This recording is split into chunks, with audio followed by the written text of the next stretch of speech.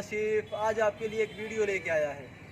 वो वीडियो क्या है कि जो इंसान की ज़िंदगी है, ज़िंदगी जब इंसान की ज़िंदगी है, हमारी लाइफ है, वो लाइफ हमारी है या किसी और की देन है। उस लाइफ को हमें अपने बताए रास्ते पे चलना चाहिए या जिसने हमें वो लाइफ दी है उसके बताए रास्ते पे चलना चाहिए। तो आज हम जानेंगे भगवत गीता से, बाइबल से और कुरान से। तो मेरे भाइयों, इस वीडियो को पूरा देखिए। अगर आपको अच्छा लगे तो लाइक और शेयर करिए।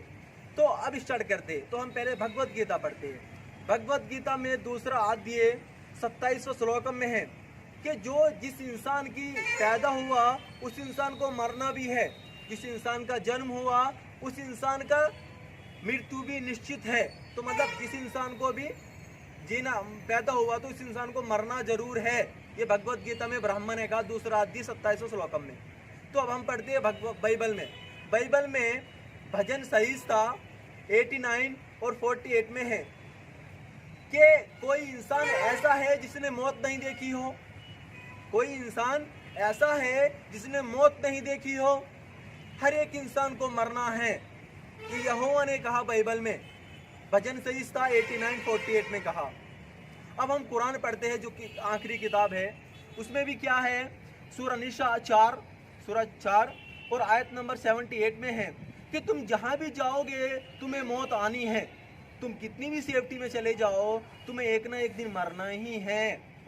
अब तुम कितनी भी सेफ्टी में चले जाओ, नहीं भाई मैं वहाँ चला जाऊँगा, मैं वहाँ चला जाऊँगा, मैं वहाँ चला जाऊँगा, कितने भी बड़े महल में रह लो, कितनी भी छोटी झोपड़ी में रह लो, तुम्हारा मौत, तुम्हारी ज़िंदगी का लास्ट, तुम्हारा डेथ निश्चित है। ये आखिरी किताब कुरान में भी लिखा है। तो अब ये जो मौत है, जो मौत ही हमारी, अब क्या इंसान के हाथ में अपनी मौत है?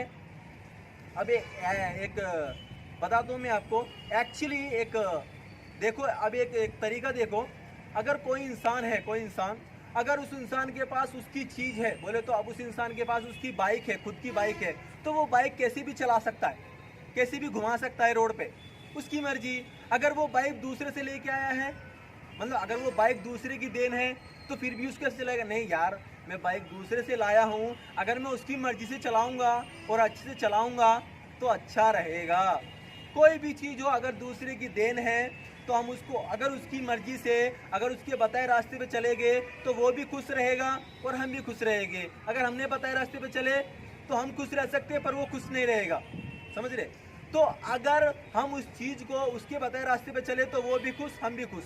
इसीलिए अगर इंसान अपनी जिस इंसान को जिसने ज़िंदगी दी है, जिसने मौत दी है, जिसने पैदा करा है, अगर उसके बताए रास्ते पे चला तो ये जो बुराई है, जो इंसान बुराई की तरफ भाग रहा है, झगड़े कर रहा है, धर्म के ऊपर लड़ रहा है, तो वो सब छोड़ देगा।